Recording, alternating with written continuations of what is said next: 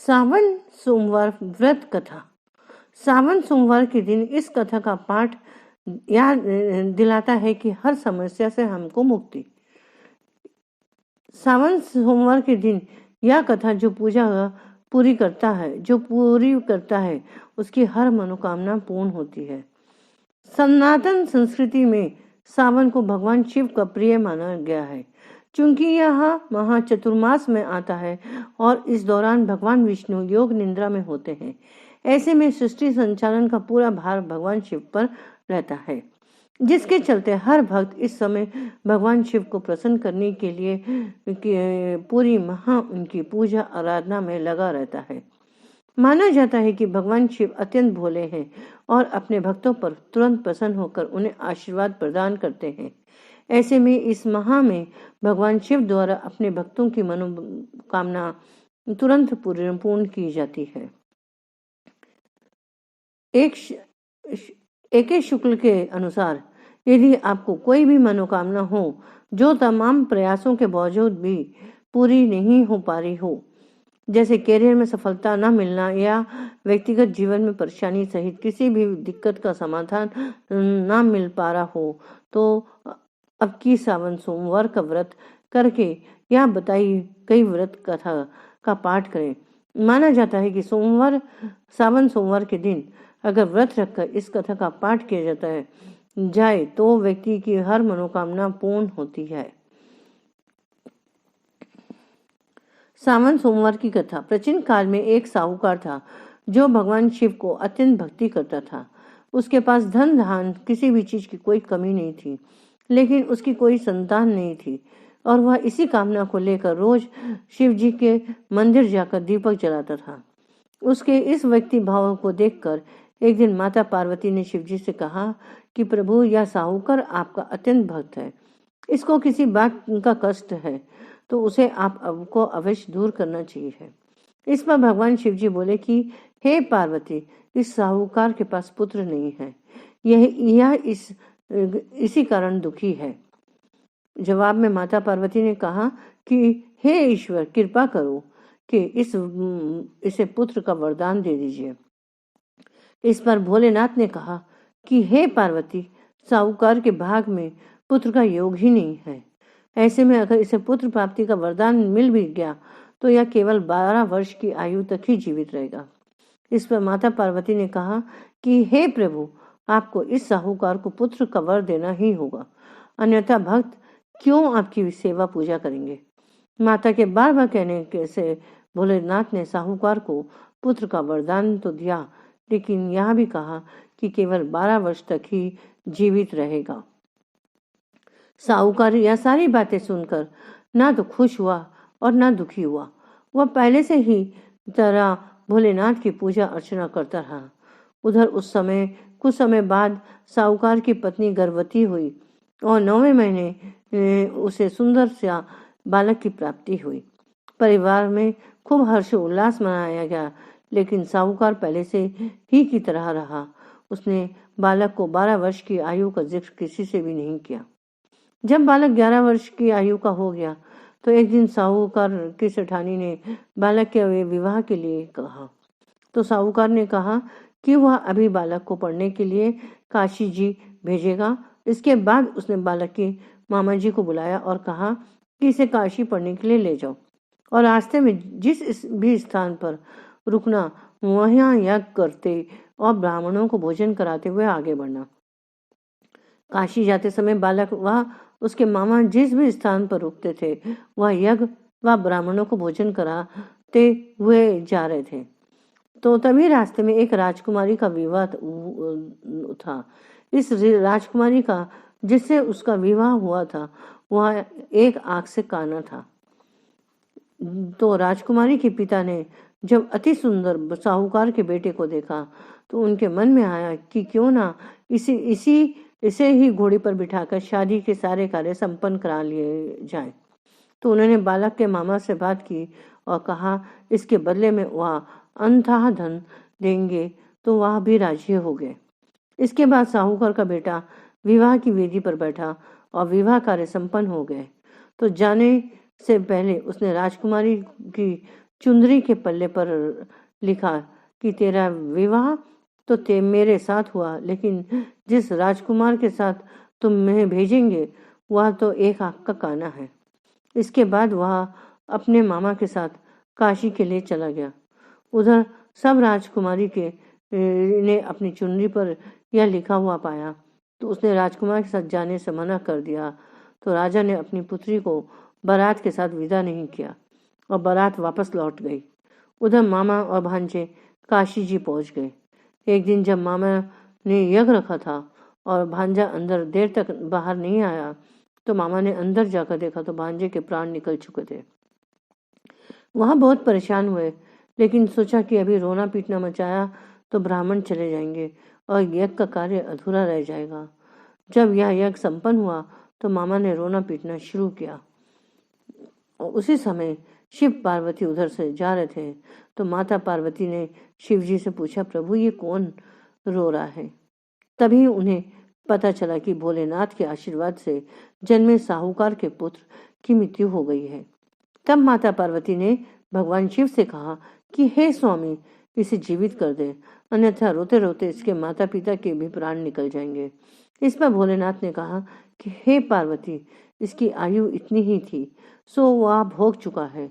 लेकिन माँ के बार बार आग्रह करने पर भोलेनाथ ने उसे जीवित कर दिया और लड़का ओम नमः शिवाय करते हुए जी उठा और मामा भांजे दोनों ने ईश्वर को धन्यवाद दिया और अपनी नगरी की ओर लौटे। रास्ते में फिर वही नगर पड़ा जहाँ लड़के को घोड़ी पर बिठाकर राजकुमार के साथ शादी के सारे कार्य संपन्न किए गए थे। यह राजकुमारी ने उन्हें पहचान लिया। तब राजा ने राजकुमारी को साहूकार के बेटे के साथ बहुत सारे धान के साथ विदा किया। उधर साहूकार और उसकी पत्नी छत पर बैठे थे। उन्होंने यह प्रण कर रखा था कि यदि उनका पुत्र सकुशल न लौटा तो वह छत से कूदकर अपने प्राण त्याग देंगे। तभी लड़के के मामा ने आकर साहूकार के बेटे और बहू को आने का समाचार सुनाया, लेकिन वे नहीं जानते थे तो नहीं माने। तो मामा ने शपथ पूर्वक कहा। तब कहीं जाकर दोनों का विश्वास हुआ और दोनों ने अपने बेटे बहू का स्वागत किया। उसी रात साहूकार को स्वप्न ने शिव जी ने दर्शन दिए और कहा, तुम्हारे पूजन से मैं प्रसन्न हुआ। इसी प्रकार जो भी व्यक्ति इस कथा को पढ़ेगा या सुनेगा उसे समस्त दुख दूर हो जाएंगे और मनवांछित फल की सभी कामनाओं की पूर्ति होगी। इसलिए सावन सोमवार का व्रत रखा जाता है। आशा करती हूँ आपको मेरा वीडियो पसंद आया होगा और प्लीज़ इसको लाइक, शेयर और सब्सक्राइब ज़्यादा से ज़्यादा लोगों में करें। Thank you for watching my video. Bhole तेरी लीला कितनी अनोखी, भोले तेरी लीला कितनी अनोखी, भोले तेरी लीला कितनी अनोखी, किसी के भी समझ में आए ना, किसी के भी समझ में आए ना, भोले तेरी लीला कितनी अनोखी, किसी के भी समझ में आए ना। कभी मंथन का विष पीकर, कभी मंथन का विष पीकर, मुस्का के शंकर निराली है चाबी, बोले बाबा तेरी निराली है चाबी, भोले बाबा तेरी, भोले तेरी लीला कितनी अनोखी, भोले तेरी लीला कितनी अनोखी, किसी के भी समझ में आए ना। कभी मंथन का विष पी जाए, मुस्कुरा के शंकर निराली है चाबी, भोले बाबा तेरी निराली है चाबी, भोले बाबा तेरी। हे नाथ हे शिव भोले, हे नाथ हे शिव भोले, कवर तेरी हम लाए, तुझको चढ़ाए ने को हम, गंगा का जल भर लाए। हे नाथ हे शिव भोले, कांवर तेरी हम लाए। तुझको चढ़ाने को हम गंगा का जल भर लाए। तेरी चरण छू के, तेरी पूजा करके, थाली में पुष्प सजा के, आरती तेरी करूं, आरती तेरी करूं। बाबा जो वर दे, मांगे मैं क्या मांगूं, मांगूं मैं क्या मांगूं। बाबा जो वर दे, मांगूं मैं क्या मांगूं। कोई भी इस दुनिया में ले ली तेरा न जाने। कोई भी इस दुनिया में लीला तेरी न जाने। कोई देव हो प्राणी, महादेव तुमको मनाने। कोई भी इस दुनिया में लीला तेरी न जाने। कोई देव हो प्राणी, महादेव तुमको मनाने। तेरी निराली शक्ति, मैं तो करूं तेरी भक्ति। तेरी निराली शक्ति, मैं तो करूं तेरी भक्ति। हे भोलेनाथ, मेरी पूजा का स्वीकार करो। बाबा जी मेरी पूजा स्वीकार करो। मुझ पे अपनी कृपा करो। बाबा जी मेरे मुझ पे कृपा करो। भोले तेरी लीला कितनी अनोखी, किसी के भी समझ में आए ना। भोले तेरी लीला कितनी अनोखी, किसी के भी समझ में आए ना, आए ना। कभी मंथन का विष पी जाए, मुस्का के शंकर। निराली है चाबी भोले बाबा तेरी, निराली है चाबी भोले बाबा तेरी, तेरी भोले बाबा तेरी। तेरी भोले तेरी लीला कितनी अनोखी। भोले तेरी लीला कितनी अनोखी। करती हूँ मैं तुझको तेरे चरणों में शत शत प्रणाम। करो तुम स्वीकार, करो तुम स्वीकार। भोले बाबा तेरी लीला है न्यारी।